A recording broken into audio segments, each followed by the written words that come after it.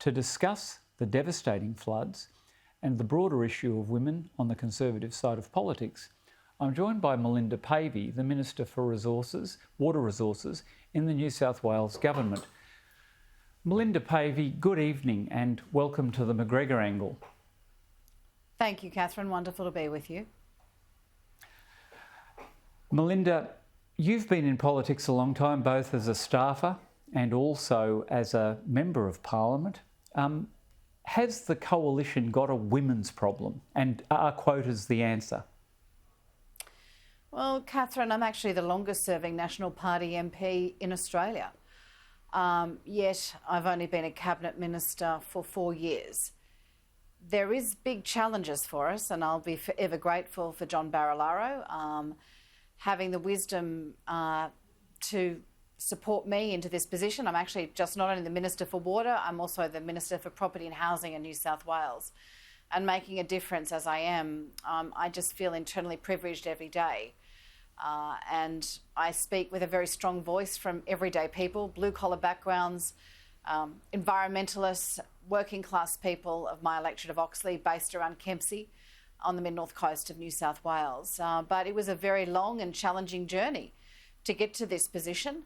A lot of bitter disappointment. And, you know, opposition is really hard. I'd done the hard yards. I was responsible for 2 seats that we changed hands and we went into government. And I've been, you know, there are other female colleagues that also had a great impact but weren't rewarded with a ministry. Now, it's hard.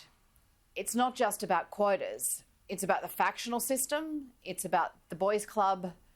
It's also about the fact that a lot of business gets done with the boys after office hours and the girls are naturally shut out of that.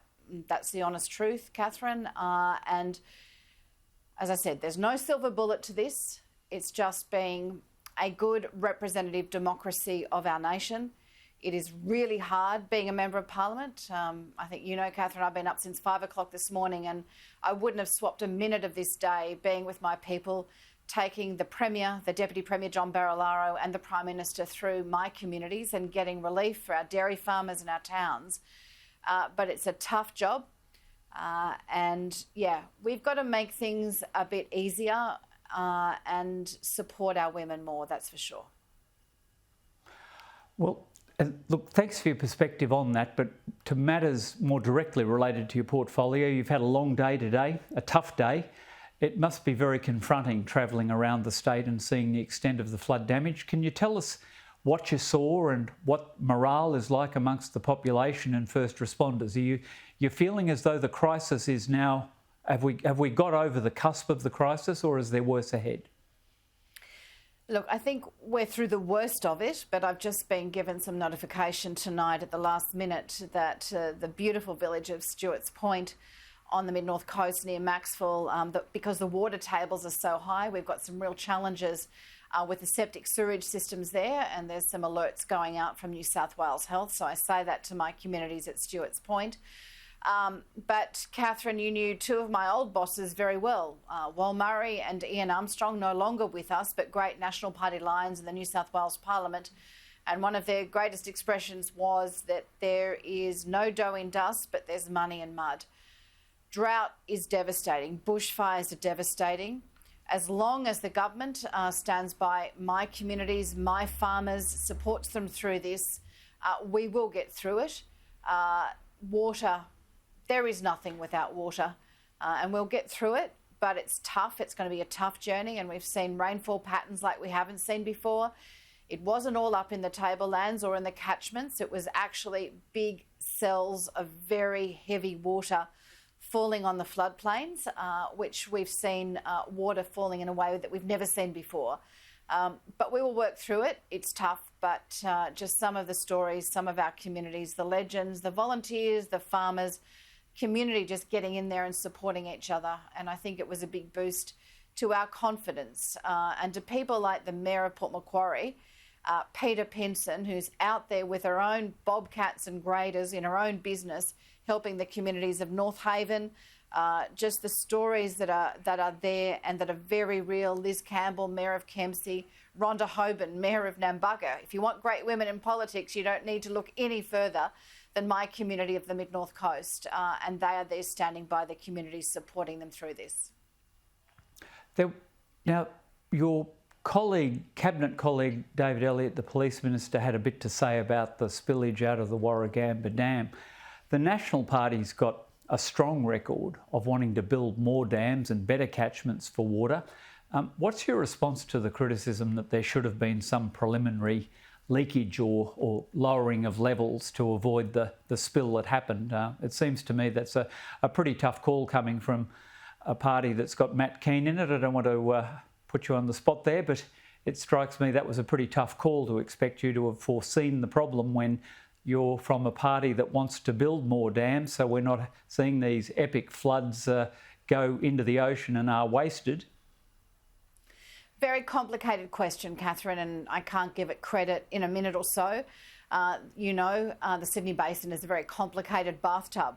50% of the water that was flowing through that catchment over the past week came from the rivers. It didn't come from the spillage of the dam. But we also saw in Queensland years ago, when we didn't follow the proper operating manuals and procedures, we had a catastrophe. There are rules around the way we manage our dams, and Sydney, as difficult, and I have the greatest compassion for the people going through those challenges on the Hawkesbury Nepean floodplain.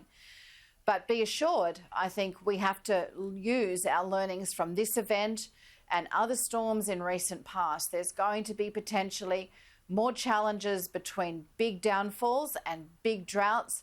The best way to secure the future for our communities, to give them flood mitigation as well as water supply during extended periods of drought, is better dams. That's why we're getting on to building Wyangla Dam as well as Dungowan Dam at Tamworth. We need to do more of this. That's why I have a big discussion paper on harvestable rights, coastal harvestable rights, so that we can actually put more dams on our own properties so that we take pressure off our rivers and our streams. I think this is part of the issue. It's about sensitive, sophisticated conversations that have a bit of respect.